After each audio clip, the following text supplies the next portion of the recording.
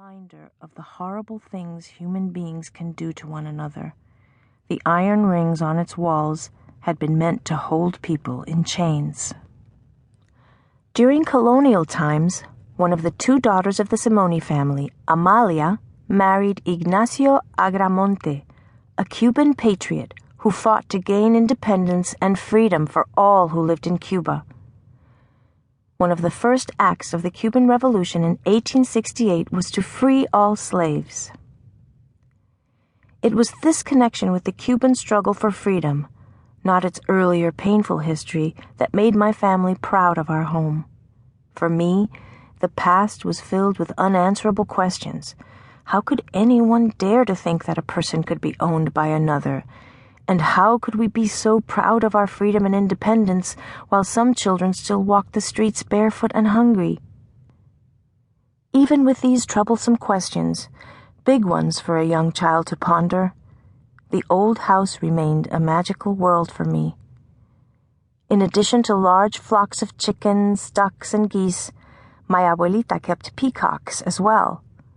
The colorful birds often perched in the open dining room windows that faced out into the garden. Sometimes they would nest atop a large masonry arch, built as a small-scale replica of the French Arc de Triomphe in the long-abandoned garden by the river. Bats hid above the porch ceiling, and doves flocked on the terraces. My mother took in every stray cat that crossed her path, and the garden and courtyard were busy with lizards and snails, frogs and toads, crickets and grasshoppers. A family of hawks lived in the branches of a nearby tree. Yet even among all these living wonders, my best friends were the trees.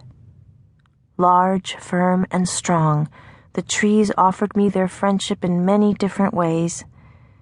Their green canopies provided treasured shade during the heat of the day, allowing me to stay outdoors while sheltered from the tropical sun. Whether I felt lonely or joyful, they always welcomed me. Ancient flame trees, more than 100 years old, formed an avenue along one side of the house leading to the White Arch and the river.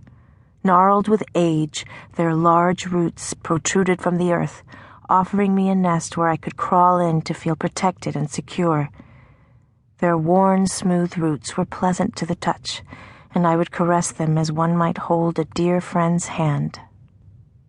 The old river Tinima, winding its way through the land, had formed a rather large island behind the house.